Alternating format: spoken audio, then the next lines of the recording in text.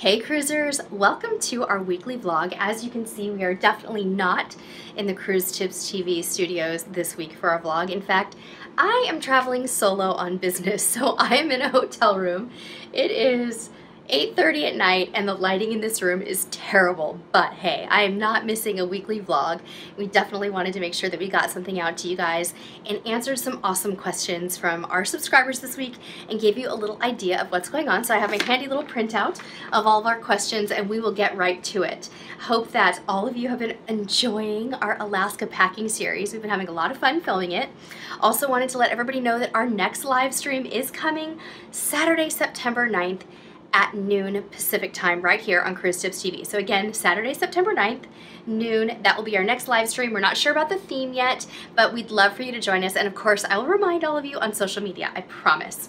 All right, you guys, so as a follow-up to our All About Norwegian Bliss live stream, we got a ton of comments, a ton of commentary, a ton of opinions, and we're really excited that all of you watched that live stream with us and shared in your opinions about Bliss and all the different places that we'll be sailing and all the beautiful spaces on the ship. So our first comment today is actually a tip or a bit of information from one of our subscribers. Brad Johnson said, I was looking at some other stuff online around the Bliss, and to answer one of your audience's questions, Sherry, yes, the Bliss will have a smoking and non-smoking casino. So I think it was Sharon who had asked that question in the live stream, and there you go, Sharon. Brad said that it will indeed have a non-smoking and smoking casino, so hopefully that will help out. Now we have a few questions coming in from our subscribers this week. The first one is from Lavon Morton. Lavon says, hi, we're planning our first cruise next year in May. Are some months better than others to cruise? Also, is it best to book online, myself, or through a travel agent? So Lavon, if you're going to Alaska, a little bit difficult to say if May is going to have good weather, but we've had really good experience there in May. There's not a lot of kids on the cruises, so that can be a good thing or a bad thing depending on the type of cruise that you're looking for. We personally have had really sunny weather in May, which is really interesting. And of course, we absolutely recommend that you book with a travel agent. You just have nothing to lose. We think it's a great idea. So scroll through some of our old videos where we talk about the benefits of using a travel agent and check those out. We have lots to say about the topic. Our next question comes from Amanda Hasty, and Amanda says, how is Carnival for the vegetarian cruiser? We're going on Carnival Liberty in September. And I can tell you, Amanda, that most cruise lines, including Carnival, do very, very well for the vegetarian cruiser. Now, if you're a vegan, it can get a little bit more complicated because we're trying to get dairy and all animal products out of things. But for the most part, cruising vegetarian is very easy. You're going to find that there's generally a few special entrees per evening in the main dining room that are suitable for vegetarians. And there will be tons of options for you in the buffet restaurants.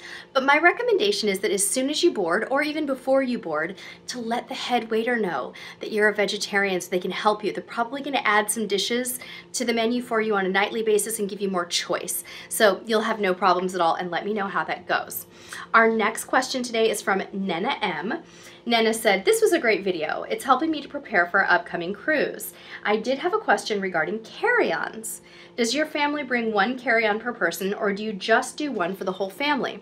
So Nena M, what we do is we generally take one rolling carry-on for the whole family, and then every other member of our family carries a relatively small and not super heavy backpack. I generally ditch my purse. I don't like to travel with a purse, and I make a mini shoulder bag or just put my wallet and car keys into my backpack, and that usually works just fine for us. So hopefully that gives you some clarity on how we handle our carry-on situation. Next one today, guys, is from the Recon 1A. CTTV, sup guys, got a question. My wife and I are cruising in December, Jamaica, Grand Cayman, Cozumel. You always mention Nochi, Cocom. It's listed as a beach club and water sports center in Cozumel. I'm assuming it's not part of Carnival's group excursions. Carnival has Cocom Beach Day. I see it looks like both places are in the same area. Not sure if they're the same. So to my actual question, what is the cost of Nochi, Cocom for 2 adults? Is it all inclusive? If not, what is included? How does one book it? Thanks for your response. So basically what you want to do, the Recon 1A, is you want to book it by going to CozumelNochiCocom.com.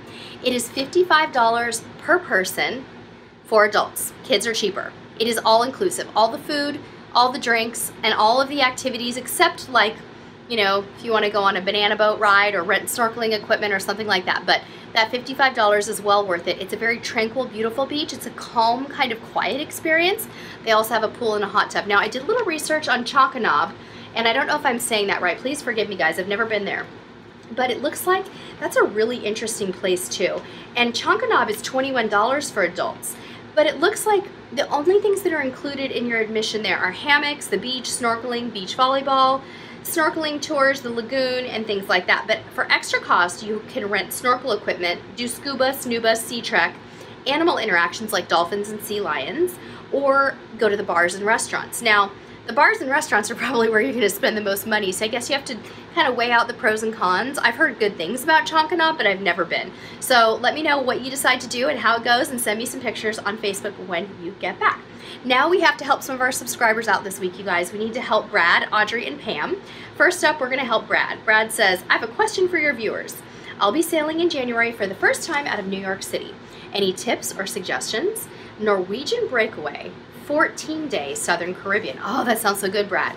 Should I allow myself extra time than I would say in Miami, Tampa, or Port Canaveral? Thank you. So let him know, guys. Again, he's doing 14-day Southern Caribbean, so he wants some tips or suggestions, and that is a cruise out of New York City.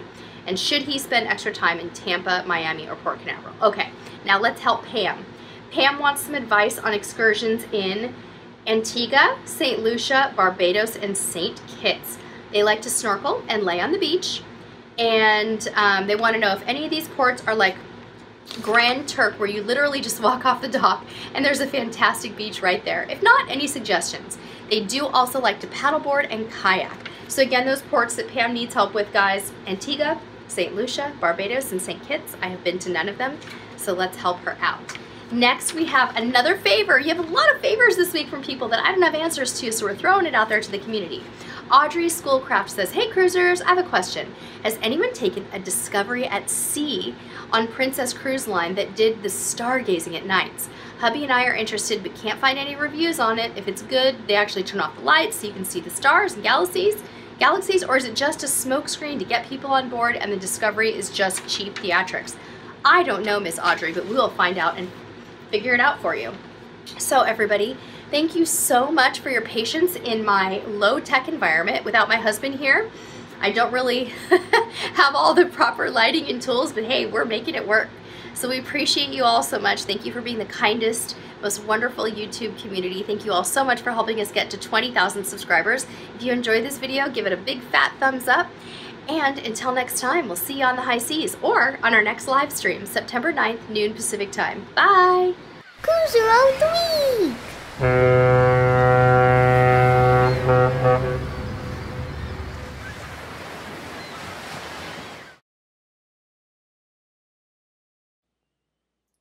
Hey, click me to subscribe.